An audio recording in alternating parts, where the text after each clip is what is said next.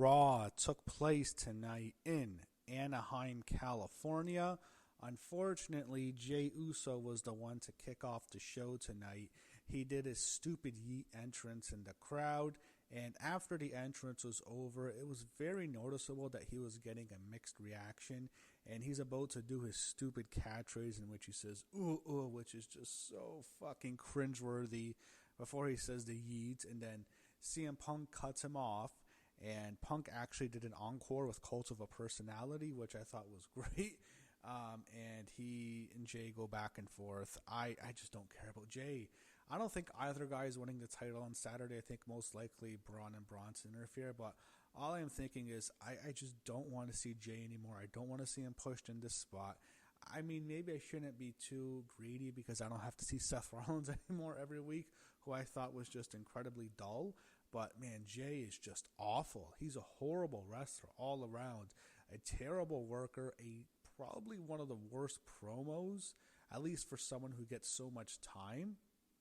And he has a horrible look. He looks like he's out of shape right now.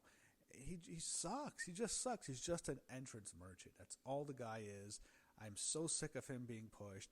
And I think a lot of the negative perception around WWE in the year 2025 has to do with him winning the Royal Rumble and then becoming world champion at WrestleMania this past year, having that terrible title reign. And he's just such a shitty worker. He's awful in all aspects. It's just because he has a stupid entrance that the fans find catch. It's like we're going to put the belt on fucking Too Cool or something. That's how it seems like to me. That's how it feels like. And I think Jay is just awful. He's horrible, and I think he's really damaged WWE's brand. And look at the ticket sales. They're not selling out. Yes, it's the fall. Yes, it's football season. Obviously, they'll go back up for WrestleMania season. We all know that. But, I mean, they're not as hot as they were last year, this time of year, during the fall. It's the truth. Or 2 years ago, or 3 years ago when Triple H first took over.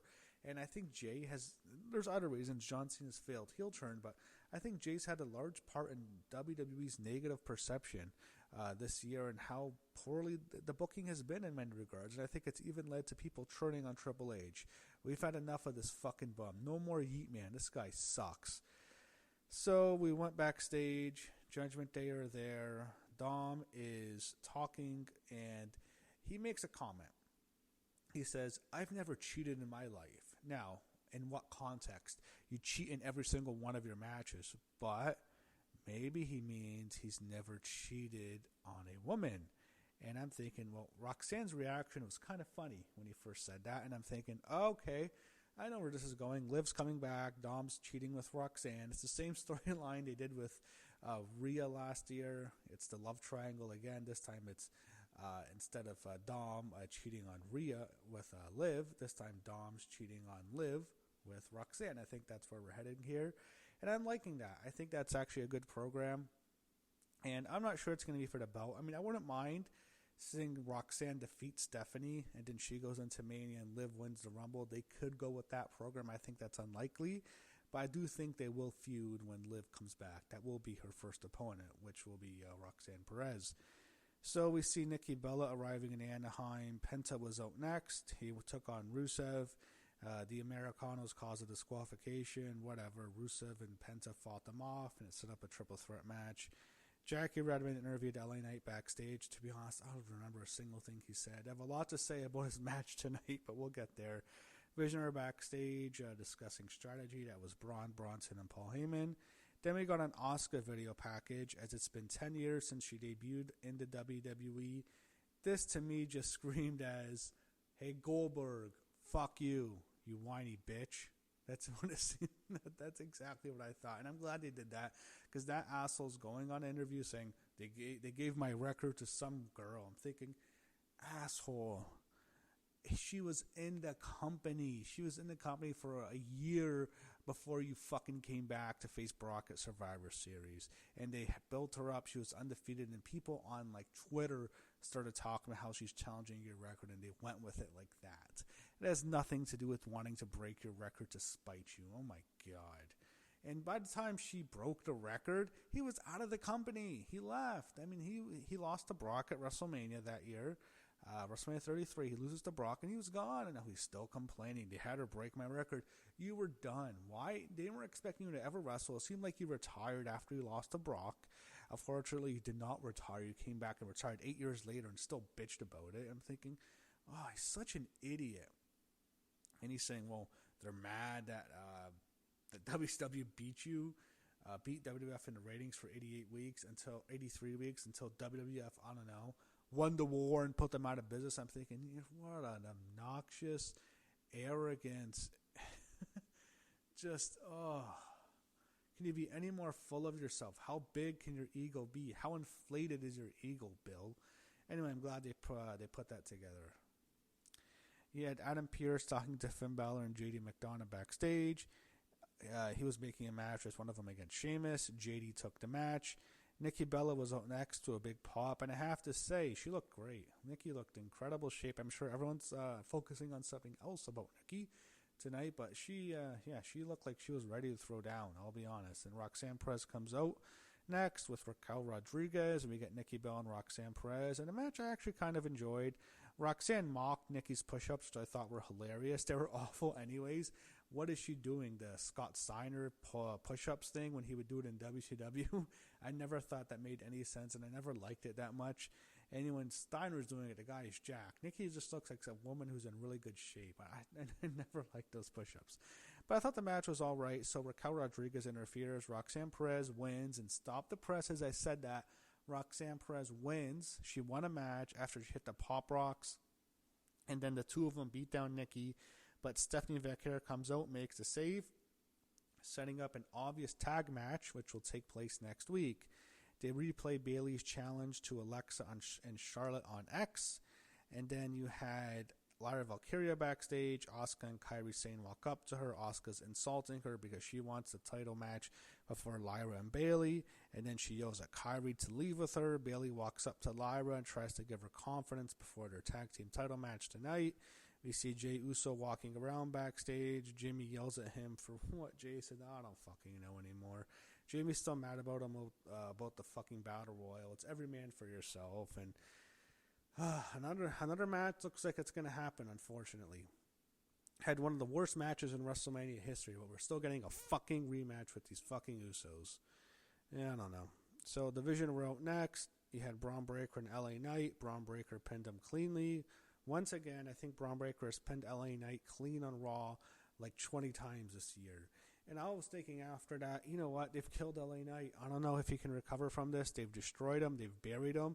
I don't like to use the term buried too much, but they've buried LA Knight. They've ruined this guy. And I'm thinking to myself, I know when your contract's up, but you might want to go to the competition. And I don't like saying that because I really don't watch AEW that much. Rarely ever. But I'm thinking, you know what? They've killed this fucking guy. They've ruined LA Knight. They've buried him so many times. He's over 40 years old. This sucks. This is bullshit. I'm just annoyed by it. So Adam Pearce was looking for Dominic Mysterio backstage. He finds them. He actually finds him with the Americanos, and then he makes a triple threat match official for Saturday night's main event. It's Dom against Rusev against Penta for the Intercontinental Championship this Saturday. Jimmy bumped into Jay backstage. Jay says he heard what he said, so they seemingly make up and are on the same page again. That's obviously a prelude to the big turn once again. It just depends on which one is turning on the other, but that's clearly the direction. Yeah, JD McDonough against Sheamus, so Finn helps JD get the win. They actually pin Sheamus here and sets up them challenging for a tag team, challenging again for their tag team titles, in which they want to win back the belts that they never defended. And, not good for Sheamus. He just loses again here to JD. And I saw his tweet that JD started the next Irish Civil War. I don't think so, Sheamus. I don't think you're going to get much after this. I don't think you're getting a big John Cena retirement tour. Obviously, you aren't. You're not even going to get an AJ Styles level retirement tour. I think you're going to fade away into the night, Sheamus, unfortunately. So Adam Pearce was talking to Maxine Dupree backstage. Becky Lynch was off tonight. Maybe they were afraid of her and Charlotte getting into another fight backstage. I'm just kidding. But Pearce made another title match between the two of them, and it was not announced for Saturday night's main event. I thought they'd have a match there. they are not, and it's definitely not going to be on Raw next week because they would have announced it. So I'm not sure when that's going to happen. But Maxine says she needs time to prepare again. And I'm thinking, what? To prepare to not be counted out, not be disqualified? I thought she was going to ask Pierce for a particular match stipulation, but that's not what we got. So I guess she's not ready to beat Becky, even though she has 2 wins over her, albeit by count out and disqualification. It just doesn't really make sense to me that they did that, but it'll happen in the future. I don't think it'll be Survivor Series. That's way too long, but probably in 2 or 3 weeks we'll get another rematch, and hopefully Becky just pins her and the feud's over. So Jackie Redmond interviewed Alexa Bliss and Charlotte Flair, our women's tag team champions, backstage. They're prepared for anyone, and they want to defend their belts. They're fighting champions. But then Asuka and Kairi Sane interrupt them. Charlotte tells Asuka she's beaten her a lot, and that's certainly true. She broke her undefeated streak, the one I was talking about. And they want to face them in the future, so that'll be the next program for Charlotte and Alexa. They preview Saturday night's main events. Adam Pearce was talking to AJ Styles and Dragon Lee backstage. They want new opponents. Judgment Day wants another shot. AJ and Dragon Lee want the match, so it'll happen next week. They just want opponents, so that's what we're getting. Bayley and Lyra Valkyria came out next. Then they preview next week's Raw show, which I believe is in New Mexico. And then Charlotte was out next. She got some moves from the crowd, and then Alexa Bliss came out, and she got a big pop, as she always does. So our main event, women's tag team titles were on the line. Charlotte Flair and Alexa Bliss defending against Bayley and Lyra Valkyria. The Fireflies were out in full force. They got the heat on Charlotte for a while, and Bayley and Lyra were essentially working as heels in this match. Fans chanted, "We want Bliss," so they got Bliss. She got in the ring. She got the hot tag. She went wild for a bit. And then Bayley and Lyra get the heat on Alexa before Charlotte gets the hot tag. And this is where we went near to the end eventually. Charlotte kicked out of a Bayley to belly, and then the other two get tagged in, Lyra and Alexa, that is. Alexa hits a Sister Abigail DDT out of nowhere onto Lyra, and I thought, all right, that's it. It's over. 1, 2. But Bayley at the last second breaks it up, and it looked great because it looked like that was going to be the finish. So Alexa and Lyra go back and forth now, and you had after the Sister Abigail DDT, Lyra hits the Nightwing onto whatever it's called, onto Alexa Bliss, and it looks like it's over. I thought, oh, right, that's it, it's over. But then Charlotte at the last second breaks up the pin, and this was actually kind of funny what happened next, because Lyra's hair actually got stuck in Alexa Bliss's top, and I'm thinking, I shouldn't say that's going to be a dirty joke, but I think everyone would want to be stuck in Alexa Bliss's top. Anyway, that's rude. She's a mother, I shouldn't say that. Anyway, they go back and forth, and Charlotte and Bayley are going back and forth, having good chemistry together. Eventually, Charlotte and Alexa hit the double natural selection onto Bayley and Lyra, and Charlotte pins Bayley for the win. So her and Alexa retain their belts.